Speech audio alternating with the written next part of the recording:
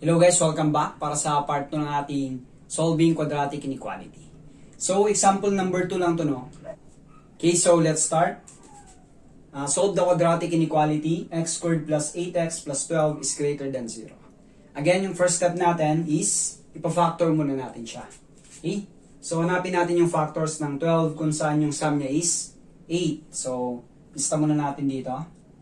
12 times 1, 6 times 2, and 4 times 3. So, 6 times 2. 6 times 2 is 12. 6 plus 2 is 8. So, ito yung hinahanap natin. Okay? So, therefore, yung factors nito is x plus 6 times x plus 2. Okay? Then, next step natin is, equate lang natin sa 0 yung mga factors. So, x plus 6 is equal to 0 and x plus 2 is equal to 0. Then solve for x lang natin. So x is equal to, transpose natin yung positive 6, magiging negative. Then dito, transpose yung positive 2, magiging negative 2. Okay. So itong mga nakuha nating values are, tinatawag nating critical values. So ito yung mga critical values natin. So ipa-plot natin siya sa number line. So negative 6, so nandito siya. Negative 6, and negative 2. So, nahati natin sa tatlong interval yung number line natin. So, para malaman natin kung nasan dito yung solution sa ating quadratic inequality, check lang natin siya isa-isa. Okay? So, unahin na natin tong interval natin dito sa my left. Sa left ng negative 6. So, pili lang tayo dyan ng isa, kahit saan dyan. Okay? Para hindi kayo mahirapan, piliin nyo lagi yung pinakamalapit sa critical value. So, piliin natin yung negative 7. So, x is equal to negative 7. So, para ma-check natin, isa-substitute lang natin tong value na to sa quadratic inequality natin. Itong naka-factor, no, na quadratic inequality. So, x plus 6 times x plus 2 is greater than 0. So, sa-substitute natin siya dito sa x kung magiging greater than 0 ba siya. Kung masasatisfy niya yung quadratic inequality natin. So, palitan lang natin ng negative 7 yung x. Negative 7 plus 6. Negative 7 plus 2. Okay? So, simplify natin. Negative 6 plus, negative 7 plus 6, negative 1. Then, negative 7 plus 2, negative 5. So, greater than 0 ba siya? Negative 1 times negative 5, magiging positive 5 siya. Negative times negative, positive. So, greater than 0 ba yung positive 5? Yes. So, true siya. So, true. So, ibig sabihin nun, yung interval na to is solution siya ng quadratic inequality natin. Okay, so meron na tayong isang interval. Then, check pa natin yung ibang interval. So, dito naman tayo sa may gitnang interval natin.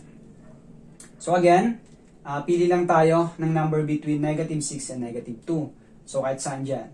So, negative 5 na lang, no? So, palitan naman natin to ng negative 5. Okay? So, yung negative 5 naman yung i-check natin. Palitan naman natin yung x ng negative 5. Okay, so negative 5 plus 6 times negative 5 plus 2. So, check natin kung greater than 0 ba. Negative 5 plus 6 magiging positive 1. Negative 5 plus 2 magiging negative 3. Okay. Positive 1 times negative 3, negative 3 pa rin. So, greater than 0 ba yung negative 3? Hindi. Kasi, negative number siya. Okay? So, false to. Ibig sabihin, yung interval na to, hindi siya solution ng ating quadratic inequality. Then, lastly, itong namang interval natin sa right. Okay? Yung nasa right ng negative 2. So, pili tayo ng kahit isang number dyan, kahit anong number dyan. So, piliin na natin yung 0. So, kung may 0 ka sa interval, lagi mong piliin yung 0 para madali ka lang mag-evaluate. Okay? So, 0 yung try natin.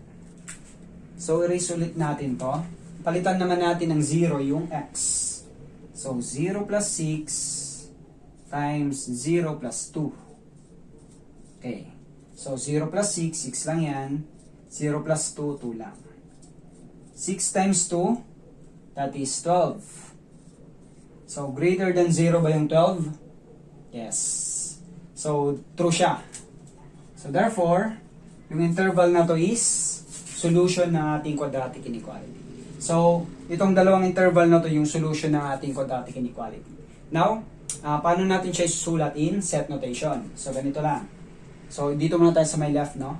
So, yung numbers from negative 6 papuntang negative infinity. So, pag isusulat natin siya, so again, tinuro na to sa part 1, no? Pwede tayong gumamit ng, meron tayong dalawang choices. Pwedeng bracket, pwedeng parenthesis. Okay? So, titignan mo lang yung inequality symbol. Pag less than siya or greater than, yung ginagamit natin is parenthesis, open or close parenthesis. Pag less than or equal to, greater than or equal to, ginagamit natin is bracket naman, open or close bracket. Okay? So now, yung inequality natin is greater than lang siya. Wala siyang equal sign. So therefore, parenthesis yung gagamitin natin. So, from negative 6, so parenthesis yung gamitin natin, papuntang negative infinity. So, negative infinity. And then, parenthesis. Yung negative infinity, lagi siyang parenthesis, no? And then, yung isa pa nating solution, union. Okay, gagamit tayo ng union kasi may gap yung dalawang solution natin.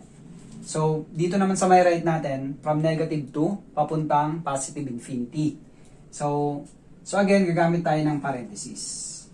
Kasi, greater than lang yung symbol natin. Okay, wala siyang equal. So, parenthesis. Papuntang positive infinity. So, positive infinity. Then, parenthesis pag infinity. Ito na yung solution natin sa interval notation. Now, pag i-graph mo siya dito sa number line, ganito lang siya. So, from negative 6 papunta dito, mag-draw ka lang ng circle. Now, dahil greater than lang siya, yung ginagamit naman pag greater than lang or less than or greater than, open circle siya.